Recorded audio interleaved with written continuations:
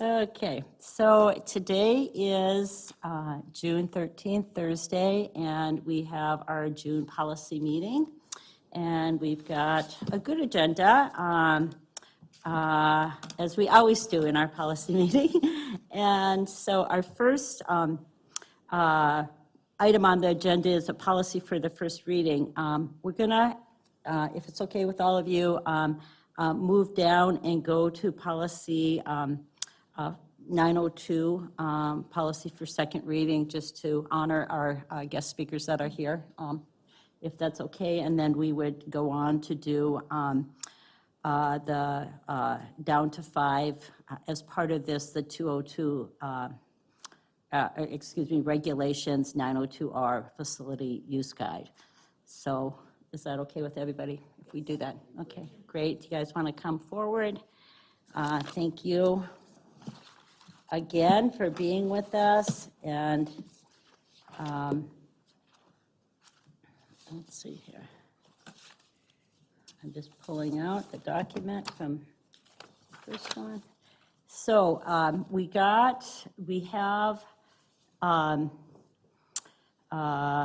policy 902, use of school district facilities and equipment, and then we're deleting policy 1130, 1130.1R, 1130.2R, 1130.3R, and 1130.4R. And again, policy 902, the purpose of this policy is to provide guidelines for community use of school facilities and equipment. Again, it has a general statement. It has a number of different sections in terms of general community use of school facilities. And we had the first reading on this on 5/7/24. This is,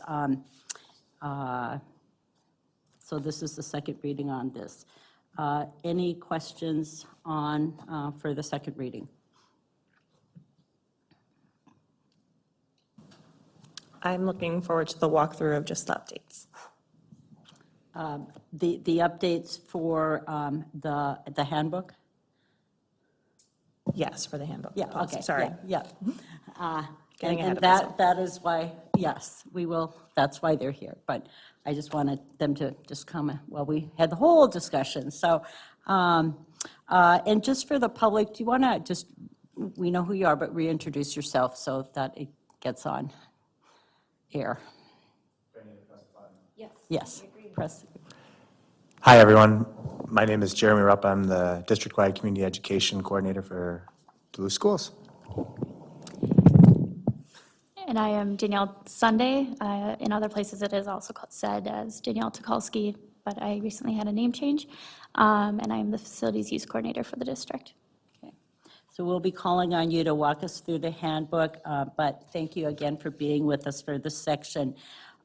So the only, the thing highlighted was under 4A, and it's the district may also reject requests or cancel permits for facility use for any reason deemed to not align with ISD 709 policies, values, and set requirements. That was the only thing highlighted. So any other changes or questions? I just wanted to clarify, I remember the conversation that we had, that led to adding that statement. And when we talk about values, that can be construed in a couple different ways, depending on what point of view you're looking at. I know we have our district's core values, and so I'm just confirming, are those the values in which we're speaking of in that statement? That's what was intended, yeah. Okay. If there's a suggestion of a different verbiage to use, we can also go, kind of discuss into that as well. And so those are values for that were developed with our strategic plan, and that continues forward. Will those change at all? What's the process like where that might be? Like, I'm thinking like future forward in terms of, 10 years from now, if someone's referring to this. I would say those are our values for at least the next 5 years. And if we went through a different strategic planning process, or if the board decided it want, or administration decided to want to work with the board to change those values, that would be something that would be more of a formal process and something that was undertaken. But we did spend quite a bit of time gathering input from the community, wide variety of stakeholders. We went through a process of surveys, looking at the surveys, trying to distill the information down, and then worked with the board to put together the values. We actually had many more values than were listed, but we ended up paring it down to those 5.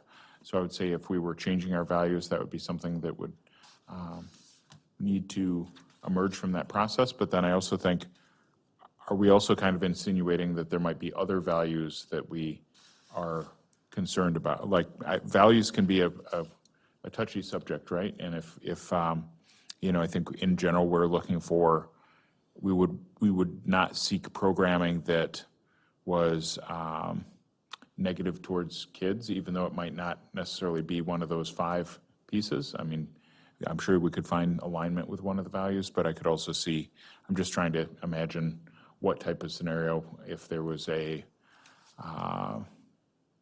tobacco use group that was trying to do, studies on how to influence kids to start smoking earlier or something like that. Like that would be something we wouldn't allow, that would not align with our values.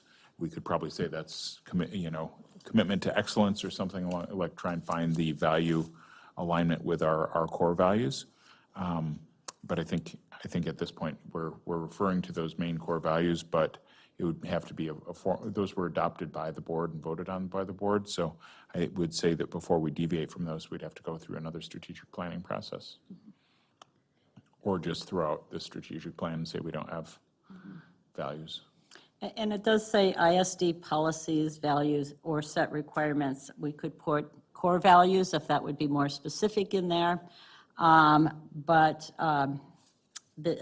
again, this policy would be reviewed hopefully every 3 to 5 years as well. So that would align with probably a strategic plan as well. But I don't know if that's, you'd want to add something in there, Member Michael, or, that would just be my quick thought. I'm just wanting to make sure that for staff, if you're ever in one of those situations where there's a concern, like, does this align, that you have the proper guidance so that it's not one of those like sticky situations, and you know how to handle all those things. So if you are feeling comfortable with, how this language is for your staff or for your predecessor, your successor staff, if you're not here for very long, like those kind of things, just so there's some consistency, like after we're all gone. Sure. Yeah. I feel comfortable with them, and then I know, at least for my time here and everything, I will look to, my team as well as our leadership as well. If one were to come up and I would question it, Great. I would promote that to whoever comes after me. Wonderful. Thanks. Okay, any other comments or thoughts on the second reading? And I know we spent a lot of time on the first reading on it. I'm just looking at all my notes I took from that discussion. So thank you again for that time and kind of hearing some of the thoughts that came from us as well. Okay, well, this will then go on for the second reading, and we can put that aside. And then just a reminder that we'll be deleting 1130, 1130.1R, 1130.2R, 1130.3R, and 1130.4R to replace that. And then we'll go down to regulations then, the 902R Facilities Use Guide. And we got a few different versions, but the final version is up. And I think if you could walk us through that, that would be great. Just the changes there. I'm just going to grab my copy of it. Absolutely. You want me to just go in order of the pages? And all right, that sounds great. So the first change made from the first reading is under process and procedures for scheduling school district facilities, page 6. And it's under the subsection for insurance.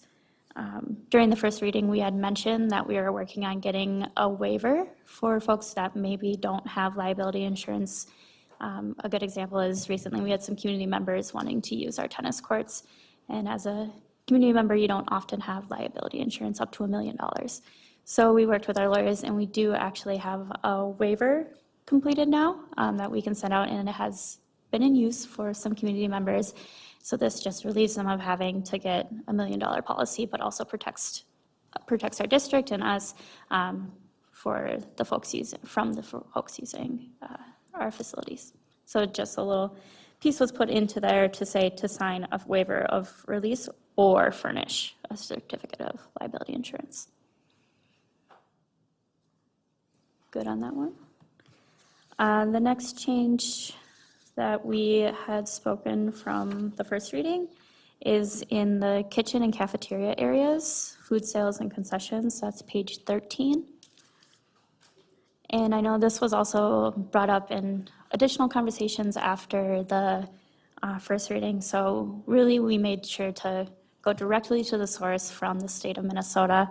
And we got some clear language on potluck style foods and events. And we have found out it is okay to have potlucks. So those team dinners are okay to happen. They just have to make sure that the food is brought in by the people attending. And then that food is not prepared in or brought into a licensed kitchen at the site of the potluck. And I spoke with Sheila Oak over in Child Nutrition, and all of our kitchens are closed off so that we wouldn't run into any issues if a group was using the cafeteria. There shouldn't be any issues with that being considered brought into a kitchen or serving area. So we are all set there. School dinner or team dinners can happen. Everyone can be celebrated there. And then I attached the information for potlucks from the state within the guidelines as well. So if anyone had any questions, they have a really great example on that sheet about the PTA hosting a potluck, and it talks about how that can happen and why that can happen.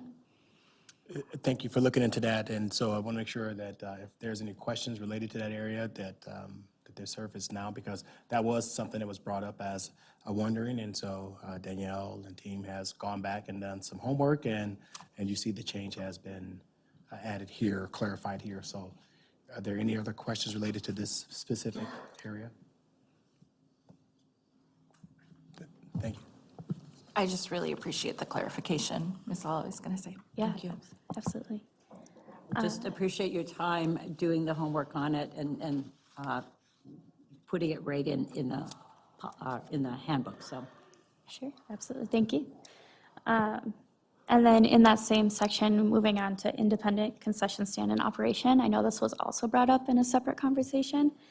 And I spoke directly with the licensing liaison for the state of Minnesota.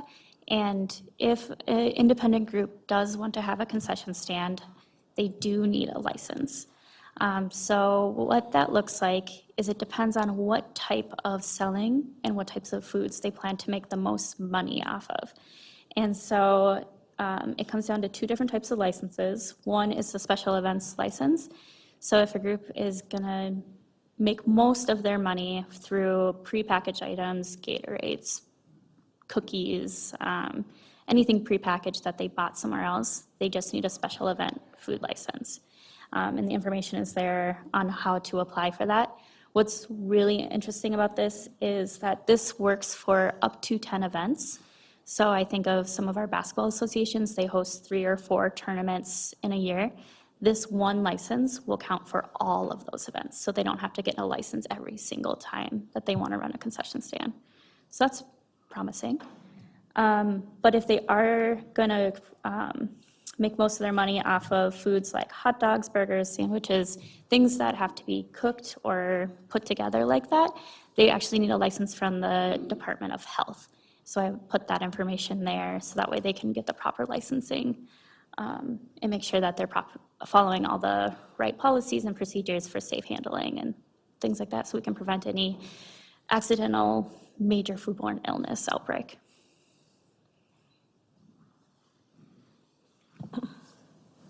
I noticed it looks like we took some language directly from the Minnesota Department of Agriculture's website, because in the bullet points about it starts with if a group anticipates more sales from prepackaged foods, it says they would need a license from our agency, the Minnesota Department of Agriculture, Yeah. so just like cutting that. Yeah, Yeah, that was Super right easy from to- the liaison's email. yeah. I will make sure to get that out of there. Yeah. But that's really helpful to have that here, so then they can already see it as they're, applying for whatever they need to do. and- Agreed, Yeah. yeah. And I think it's really great for us to be able to share that information with them, so they don't accidentally get in a situation where maybe they didn't have a license and they should have. So doing our due diligence to make sure that they're protected.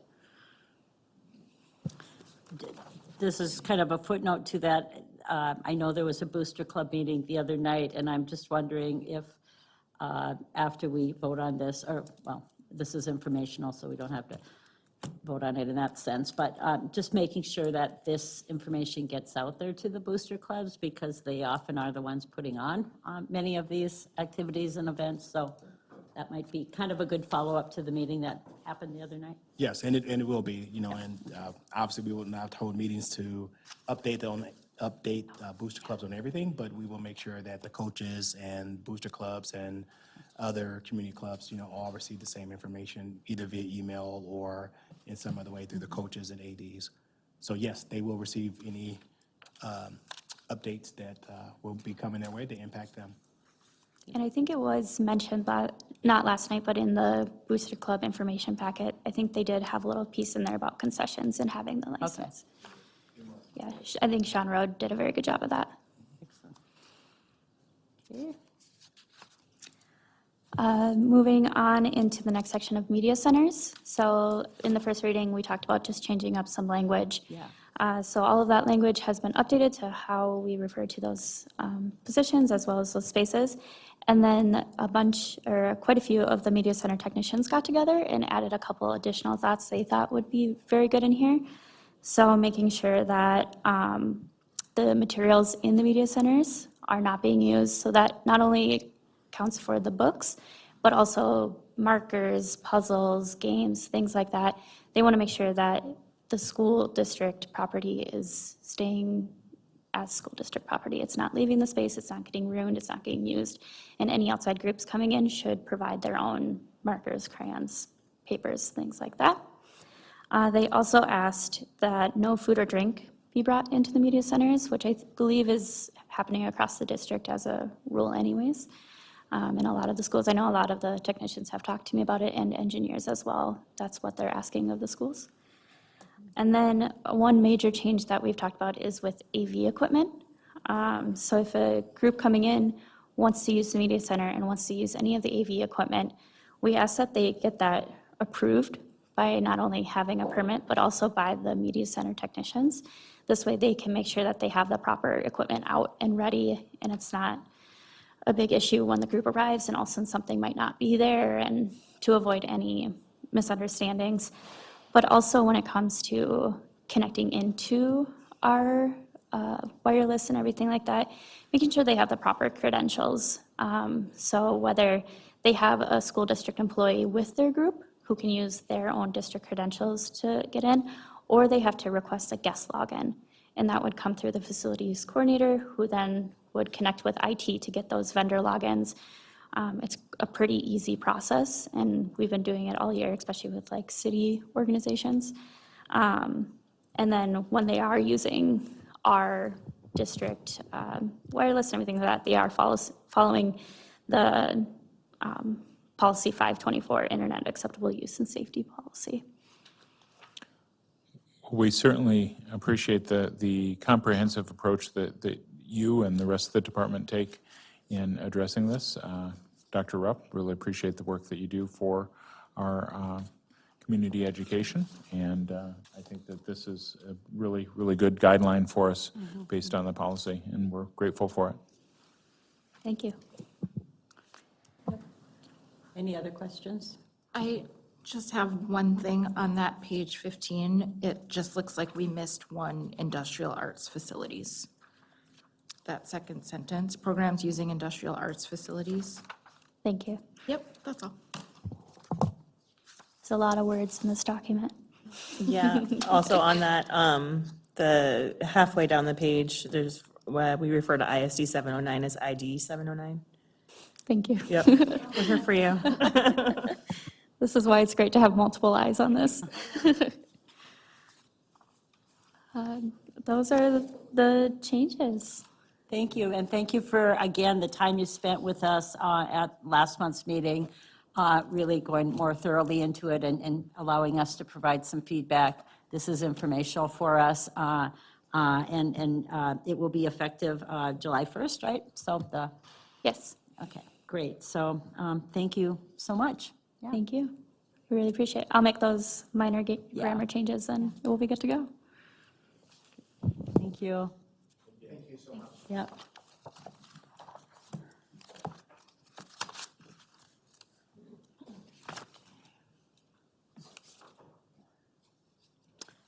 Okay, then we'll move back to the policy for the first reading, policy 507.5, school resource officers. We're going to be deleting 1155 police department relationship with this one. And I ask Assistant Bonds to just give a quick background. He's been the one who's worked a lot on these policies and on working with our school resource officers. And so to kind of speak towards this and some of the changes in this, I believe, were based on school districts that already have SROs, or is that the policy 507 as well? That is correct, and this is a new policy Yeah, that yeah. the state is now requiring, which is great because one thing I'm really excited about is that we are ahead of the game in terms of what is being required. As I have displayed here, with this new policy, it is, again, the state statute now requires school districts to have school resource officers to have a policy. So it will be something that's new to us. The good thing is, again, we are ahead of the game and ready. Up here, you will see our school resource officers program agreement that we have with the city that is in place right now for 2 years. You will see here under some of the duties, right here says school, the Article 1, school resource officer definition and duties. You're going to see some very similar things that they have inside the policy on where it says contractual duties, which is Roman numeral 4 of the policy. Some of the things you have here listed as 1 through 7 on the policy, thankfully, we already have these things embedded inside our existing contract with our DPD. And so we're really pleased about that. So it requires fostering positive school climate and relationships in communication. We have that embedded already within our policy, protecting student staff. Of course, that's already included in here, serving as liaison, providing advice on safety drills, and they also participate on our safety teams and emergency teams. They also have operate in a capacity where they look at the vulnerabilities in some of our school safety, or again, procedures and protocols, educating students and staff. You'll see in our policy or in our adopted MOU with this city already, it talks about SROs, not enforcing student discipline, which this policy which the policy dictates as well. Actively promoting the goals and mission of the school district. That includes our policies, conducting preliminary investigations, cooperating with agencies and other community partners and supportive families, participating in student and family orientation programs, meet and participate in student-focused teams at schools, participates in presentations in our classrooms, meets with students, so forth and so on. So what we are excited about is, again, that many of the duties that they have as contractual duties in the policy, we have covered already, as well as the training. So if you go to the policy where it says Roman numeral 5 under training, we did a crosswalk there as well. Our policy, our MOU with the city already requires our school resource officers to not only provide the information related to the training that they receive, but they are required to also have the training that's indicated or outlined in 5B with the NASRO. So that's the basics for school resource officers or being a school resource officer in schools. Our MOU already has it as a requirement, and even more information and more training is required. So with the adoption of this new policy, we, at this point in time, don't believe we need to do anything immediately in terms of an update of our agreement with the city, as it's already covered, but it will be things that we will consider after next year, because we have one more year with the current contract with the city. And if there are things that we need to update, we will take them into consideration. But again, we believe our current agreement with the city covers everything that is being expected in the policy itself.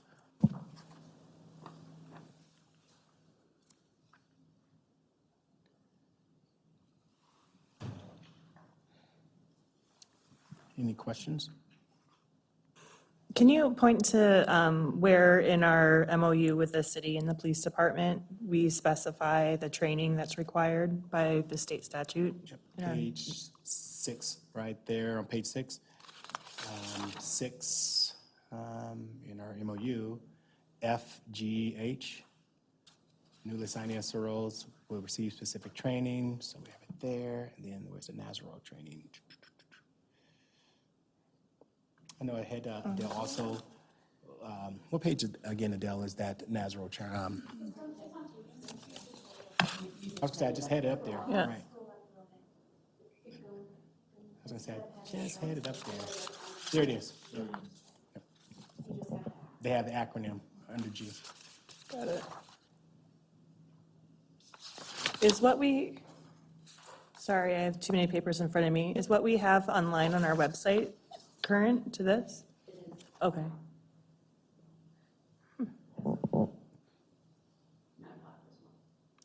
Oh, I printed this off earlier this week.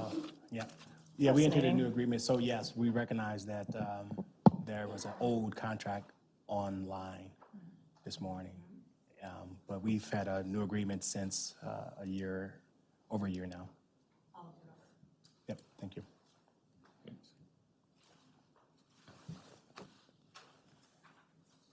Any other questions?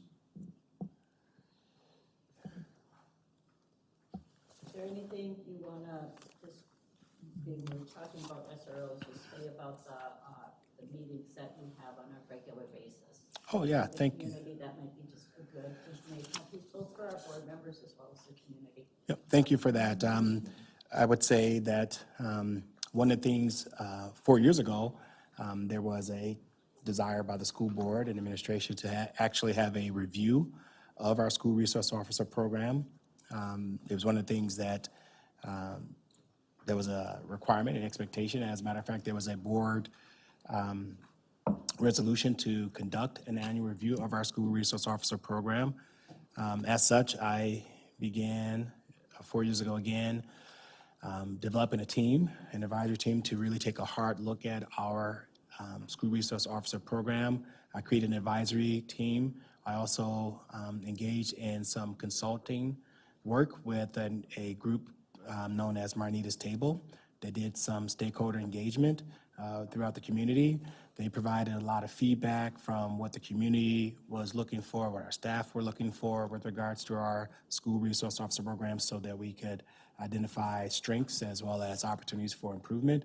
As a result, over a few years of collecting that data, we eventually moved forward with some recommendations that modified the contract that is up to date as of a year ago, compared to the one that unfortunately was still posted on our website even as of this morning. We didn't realize that it had not been swapped out.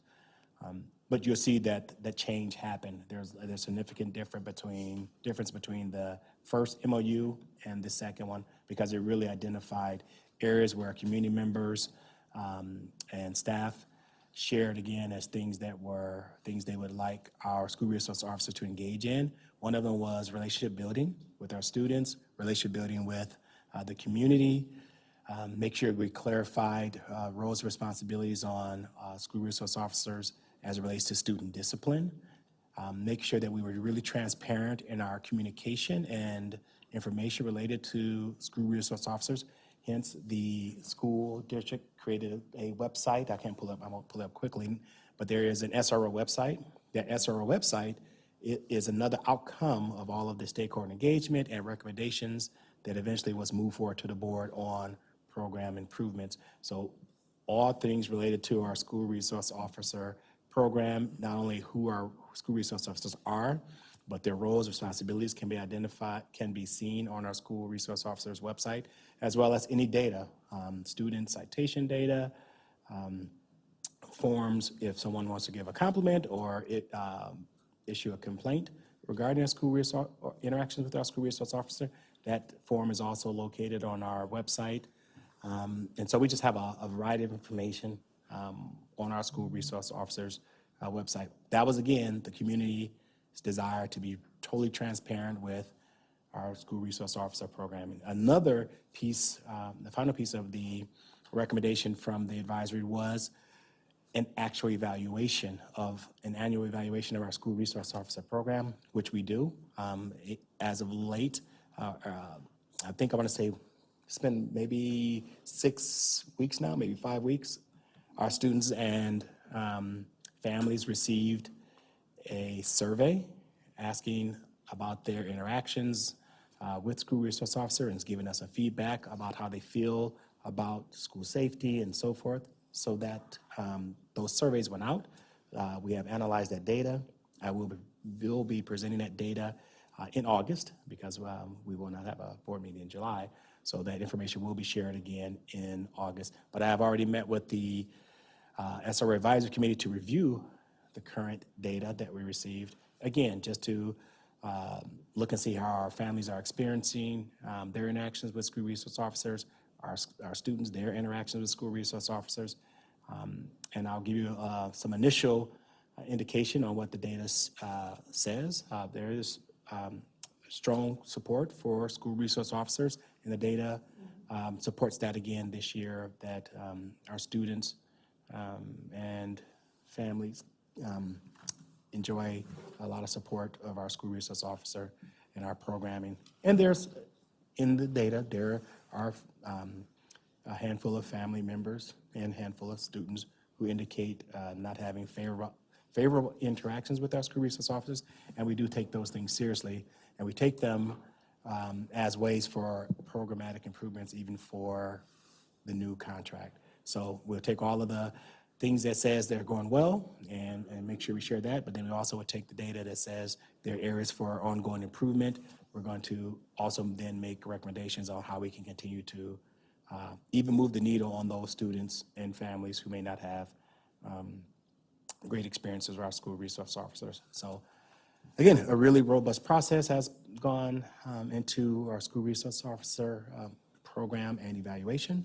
And this policy just further reinforces expectations that the state has, and we are ahead of the game. Great, thank you. Before I just take questions, kind of for history purposes, also Assistant Superintendent Bonds really took a lead on the community conversations we had and made that process happen when he was brand new in our district, and has done just an excellent job in continuing to engage the community. And he just gave a good overview, but just really want to recognize the work that you've done. And like you said, we are ahead of the game. But I also just appreciate that Patty and our staff just made sure the legislative session just happened, that this was one of the first new policies on the docket that we're moving forward as well. So appreciate that. Any additional questions or comments? I was going to also mention, we did find that under the legal references, there were a number error under Minnesota statute Where it says Minnesota statute 120B.02, it should be 120B.02, subdivision 25, and that was brought to the attention of Terry Morrow as well. So that'll just need to be changed. And they're going to make sure it's changed statewide on that. Any other questions on this policy or comments? Will we also consider, there's another old policy that might be able to be deleted once we enact this one, and that's 2035. Is there a reason why that one needs to be kept around? It's Police School Liaison Officers is the title of that, and it's just a very brief, like one paragraph statement that was originally adopted in 1970. Oh, thank you for pointing it out. Yeah. We'll look at that one. Great. You can bring that back next month when you've had a chance to look at it. Yeah, sounds good. Thank you. And I just have a similar comment to what you had stated, Member Loeffler Kemp. I was looking back at the old agendas because that was the first there was the third week I was here, and it was perhaps the first week that Assistant Superintendent Bonds was here, that he was tasked with that very complex responsibility and opportunity to shepherd the work related to our school resources officers program in a way that was comprehensive and truly and meaningfully engaging our community in significant dialogue over the course of the past 4 years now. So it's impressive body of work, and as superintendent, I took it very seriously when we started. Assistant Superintendent Bonds took it on as well, and I think sometimes when you delegate something that's incredibly important and you see it shepherded very well over the course of the years, I think that just further affirms the great job that you do, Assistant Superintendent.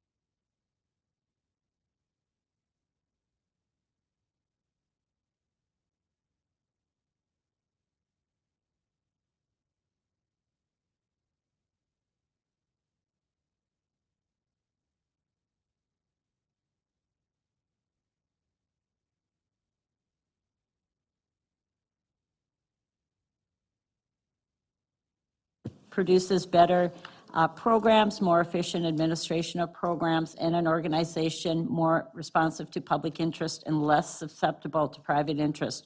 The school board shall conduct its business under a presumption of openness.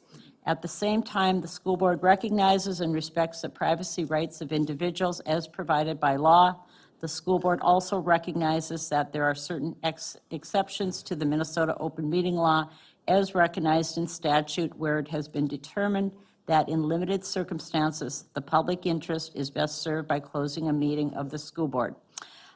B, the purpose of this policy is to provide guidelines to assure the rights of the public to be present at school board meetings while also protecting an individual's right to privacy under law and to close meetings when the public interest so requires as recognized by law.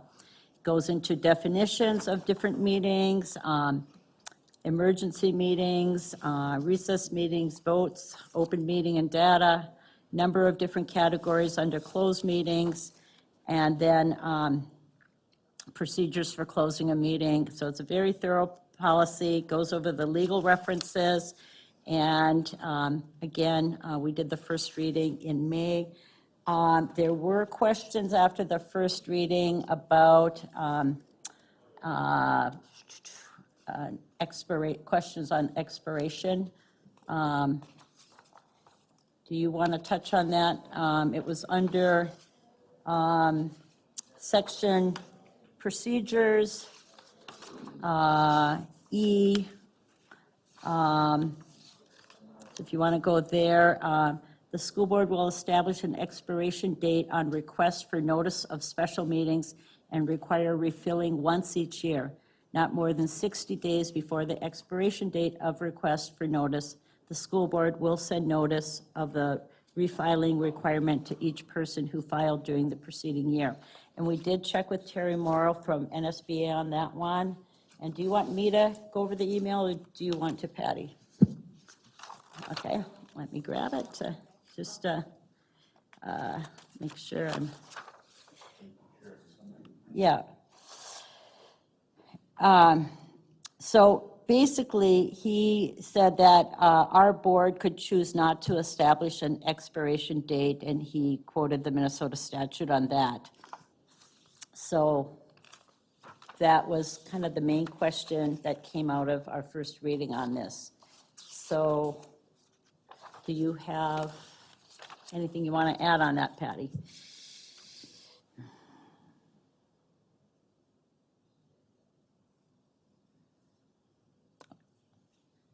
So we could choose not to establish an expiration date. Yeah.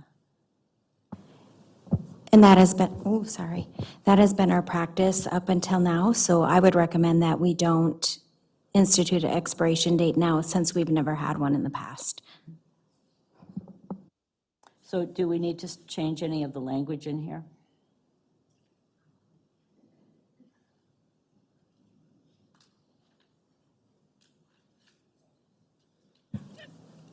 I mean, couldn't we just delete that entire letter E? Or if necessary, to say, like, there will be no expiration date unless the person requesting it no longer wishes to receive, they can let the district know?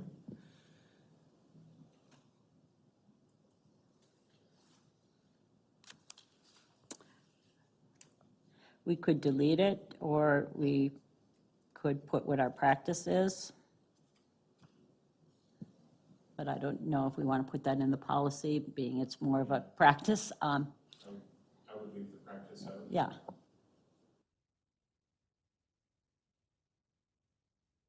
We have a guideline of regulation to include practice, but that would be another separate process.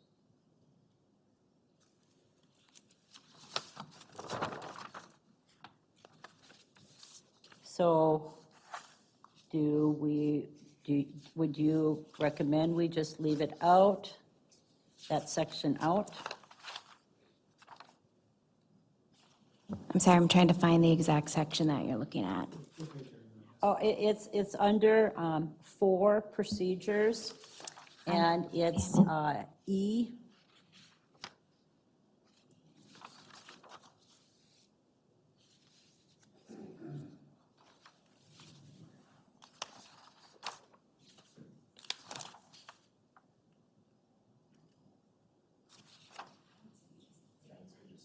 I say we just strike out the whole verbiage of E.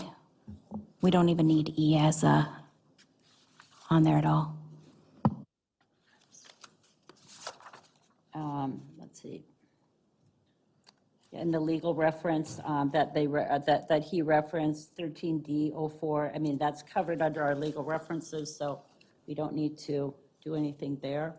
Are you board members in agreement of Yeah, I would striking support that out that. and bringing that forward for our second reading then? I support that. Okay. And then I guess we can consider if we should have a regulation to go with that, or if we don't need to. So, I think we could pause on that for now, but if we see ourselves having problems because we don't have guideline or regulation, we could adopt one down the road. so next week it'll be brought forward with that striked out, and for the second reading. Okay, and then the next one is 207, public hearings. The school board recognizes the importance of obtaining public input on matters properly before the school board during a public hearing. The purpose of this policy is to establish procedures to efficiently receive public input. And I do not see any comments from last month's meetings on that one that we had asked Patty to look at. Anybody else?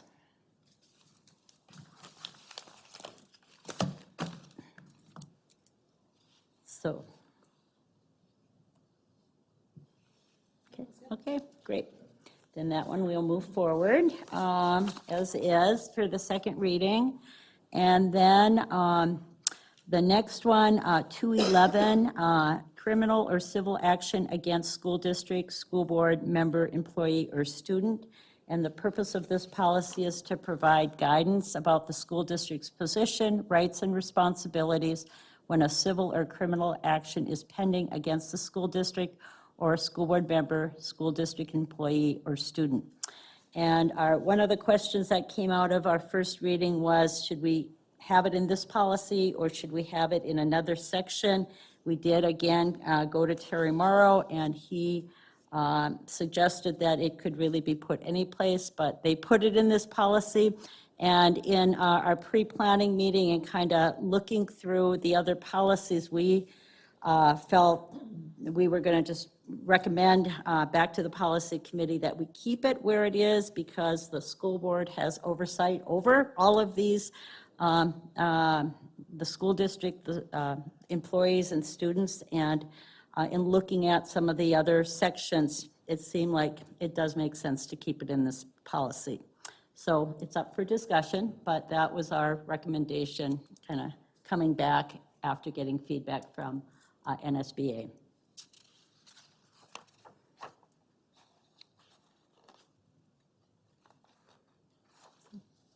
Any comments?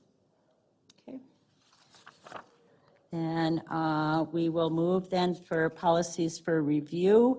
And again, mainly these are legislative changes. Policy 204, school board meeting, we took off bylaws.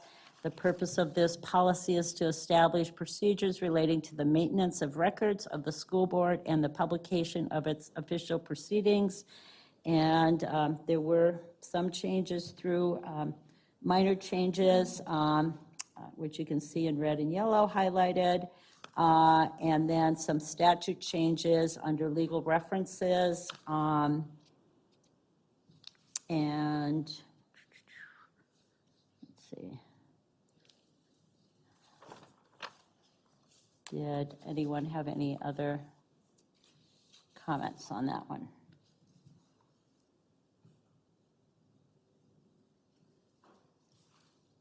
Nope. Okay, great. We'll move forward. And again, thank you. I can't say enough. Patty, really making sure all of these policies with changes in state statutes, just being on top of all of that, Patty. And then the next one then, again, legislatively this year, this was an important one. 507, corporal punishment and prone restraint. The purpose of this policy is to describe limitations on the use of corporal punishment and prone restraint upon a student.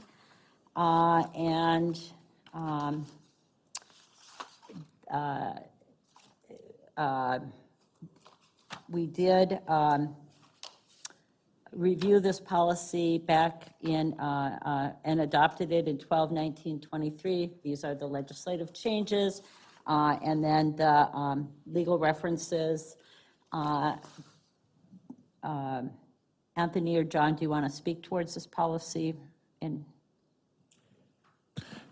Sure. So we had quite a few, as There was a lot in the news over the course of the past year with some of the legislative changes that were very, was seen as somewhat restrictive on restraint in certain areas.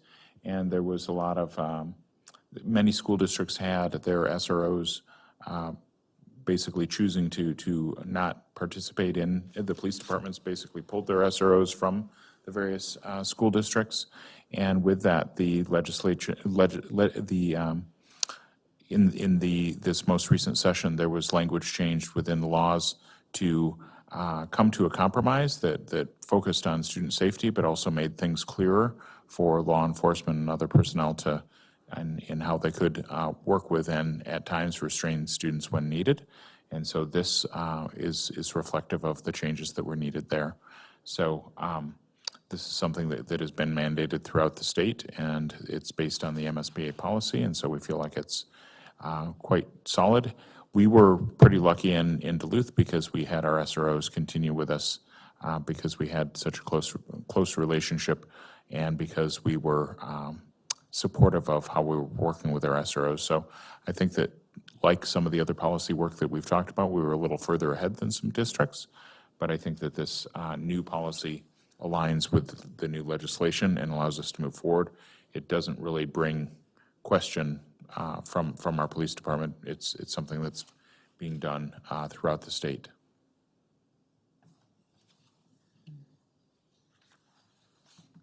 And again, because it's a lot of legislative changes, is the changes in here, it's up just for a review, not for a first or second reading. And again, we did review it pre this year as well. But any other comments on that one? Or questions? I just want to make it clear that this is not like a Duluth-specific Right. policy or relationship with our school resource officers or our police department. This is very much from state legislature, now statute, that we are required to have. Very much so, and I would say that we always recommend that we follow the MSBA model policy. I would say in this situation, because it's been such a contentious legal issue throughout the state, I would strongly advise that we follow and make these changes based on the legislative recommendation or legislative changes in law. And it is very clear that it's something being done statewide. We're also waiting on some statewide release of some other policies like the Title IX policy. That will be another one that's very sensitive, and I think that in those cases, it's best to kind of follow the herd, so to speak, and make sure that we are very much aligned with what others throughout the entire state are doing. And I'm trying to make sure if it was captured that it's not just for our school resource officers, this is for all staff. Yeah. So teachers and principals, so I want to make sure that this isn't just specifically for school resource officers, it's for all staff. If that was not. I think when I read this at the school board meeting, I'll read the purpose, but also the general statement does hit on that very topic. No employee or agent of the school district shall inflict. So I'll read both of those for that purpose. So, thank you. And again, just like the school resource officer, the new policy, really appreciate our staff being ready to bring this forward at our June meeting. I mean, the legislative session just ended the end of May, so just being right on these very important topics for our district, and appreciate that extra work. So we, and again, that's for review. Regulations we already went into. Superintendent Magus mentioned that we did talk at our pre-planning meeting before this meeting about some additional policies that would come forward, and John talked about the Title IX policy. We're going to make sure that we bring that forward with a lot of thought, like we do with all of our policies. Under the 200 series, we just have 2 policies left. So yay, pat yourself on the back here. One is policy 208, which all of you got when we did our onboarding, and that's our school board policy on making policies. And we thought we'd bring that forward either in August or September after you've had, as new board members on this committee, a chance to just kind of see how it all works. So we'll review that. We had just recently reviewed it. And then the other is policy 250, which is school board compensation. And start looking at that. We are going to be gathering information from other districts to, like we have always done when we've reviewed this policy, to kind of do some comparisons of how other districts do that as well. But you can also go on websites if you want of other districts. But so those 2 are going to be coming up. We are not going to have a policy meeting in July, just to, that week, just the way it would fall is during the holidays and that. And at times, we haven't had a July policy meeting as well. I am wondering, Patty, if at our August policy meeting, we could do, like we've done in the past, just a summary of the work we've done in this calendar year. Just that 1-page summary. And again, as in your onboarding, you got the summary from last year, so it would be similar to that. Just so we can kind of reflect on what we've done and as we move forward for this new calendar, school calendar year, July 1st year. Yeah. So anything else for policy? Thank you all for doing a lot of great homework on these policies and bringing questions forward. We really appreciate that. And thank you for following up with Terry Morrow on some of the questions from last month. Okay. Thank you. Policy committee is over. Thank you.